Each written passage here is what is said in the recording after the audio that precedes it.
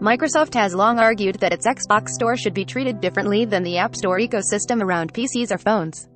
The software giant takes a 30% cut on digital game purchases through its Xbox Store, just like Apple takes from software purchased on its App Store. While Microsoft defended this business model during the Epic vs. Apple trial last year, the Xbox maker is now hinting that it needs to make its Xbox Store more open in a move that could change its Xbox console business model in the future. Microsoft has unveiled a series of App Store principles today that are similar to the ones it laid out 2 years ago. The principles are designed to ensure we're providing the best possible experience for creators and customers of all sizes, according to Microsoft President Brad Smith. Some of the principles only apply to Microsoft's Windows Store and not its Xbox Store, though.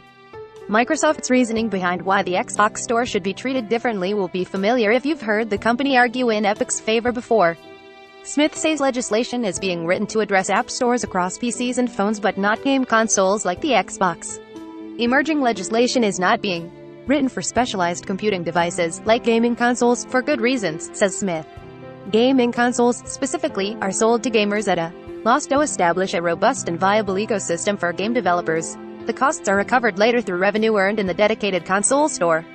Microsoft has previously revealed it doesn't earn any profit on sales of Xbox consoles alone, and that thanks to a hardware subsidy model, profits are generated in game sales and online service subscriptions. This model is particularly lucrative for games like Fortnite, Call of Duty, Warzone, and other popular free-to-play games that rely on in-game purchases for monetization. Microsoft takes a cut of all of these purchases, and we've seen the impact Fortnite can have on Xbox revenue alone. Despite this lucrative business model, Microsoft says it will need to change as it seeks to assure regulators that are looking closely at its $68.7 billion acquisition of Activision Blizzard. We recognize that we will need to adapt our business model even for the store on the Xbox console, admits Smith. Microsoft confirms to The Verge it will apply 7 of its 11 principles to the Xbox Store starting today, February 9th, including treating apps or games equally, transparency about promotion or marketing of apps and games, and holding its own apps or games to the same standards imposed on others. Crucially, one big principle won't be applied to the Xbox Store yet, not requiring developers to use its own in-app payments system on Windows. We're committed to closing the gap on the remaining principles over time, says Smith, but there's no firm commitment to when the Xbox Store will be more open. Microsoft is also committing to keeping popular Activision Blizzard games like Call of Duty and Overwatch on PlayStation 2. This commitment will even extend to Nintendo, in what looks like a move to position Microsoft as a game publisher across Xbox, PlayStation, PC, and Nintendo Switch beyond Minecraft and existing Bethesda games. It certainly feels like a strategic shift for Microsoft, even if it's not clear when the Xbox Store will be more open.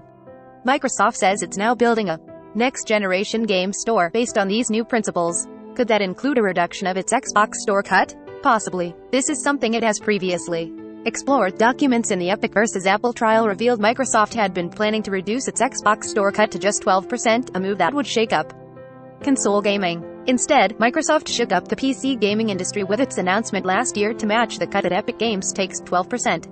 It puts more pressure on Valve, which still takes a 30% cut on Steam purchases and was also designed to crank up the Apple pressure. A similar move on Xbox would have far-reaching consequences for console pricing, game development, marketing, and the future of subscriptions. Regulators will undoubtedly want more clarity on these open principles for the Xbox Store, particularly as Microsoft is attempting to shift its business model toward subscriptions and its Xbox Game Pass service. That future business model is key here because, at the same time, these principles continue to put pressure on Apple. Microsoft would much prefer a world where it doesn't have to pay 30% to Apple to get Xbox games or Office subscriptions on more than 1 billion active iPhone and iPad devices. It certainly looks like it's now more willing to upend its Xbox console business model to get there. Update 9:05 p.m. Eastern Time, added Microsoft confirmation that its first 7 principles will apply to the Xbox Store effective today. Top of comments.